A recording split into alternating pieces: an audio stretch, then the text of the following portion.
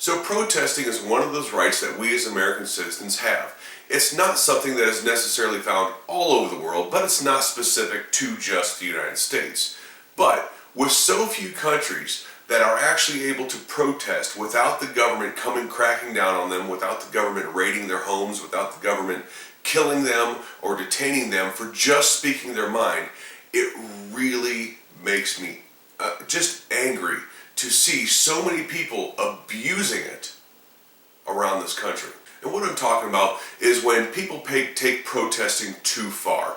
Sure, it is your First Amendment right to protest. It is your First Amendment right to say what's on your mind and to have a redress of grievances to the government.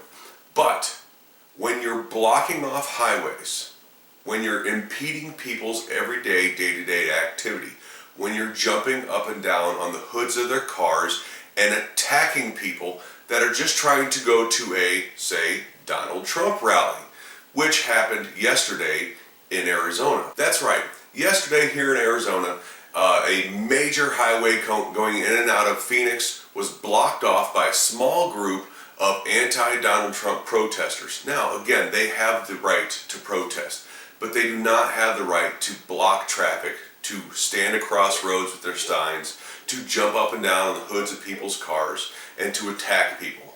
No, they do not have the right to do that, and that is taking protesting too far. Now this reminds me of the Baltimore protesters. Now they have the right to protest what they consider to be police brutality. That's fine, but they don't have the right to burn down buildings and to attack people and burn down houses and so on. Same thing in Missouri after the Michael Brown thing.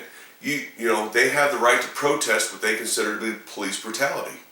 But when it's to the point that it takes armed people to sit at buildings, businesses, and homes in order to protect themselves from protesters, you have taken it too far.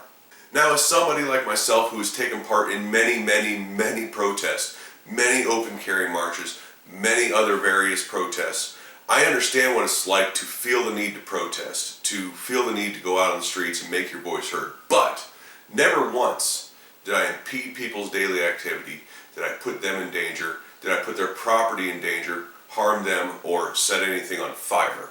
Now you would probably see conservatives doing more protesting if we weren't so busy at work. But with that being said, you're not going to hear the liberal media say anything about these protesters.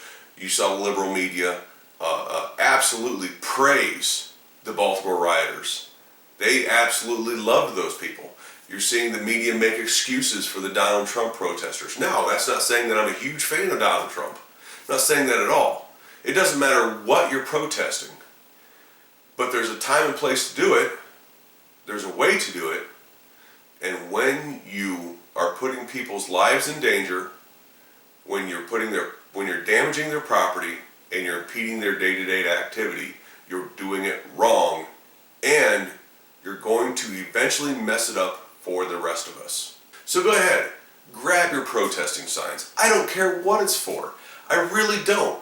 Protest away. But if you stand in the middle of the road, expect to get run over. And don't bitch about our First Amendment right when you're stuck under a Chevy. Now that's all I got for you. Remember to like, share, and subscribe if you like what you hear, and we'll talk to you later.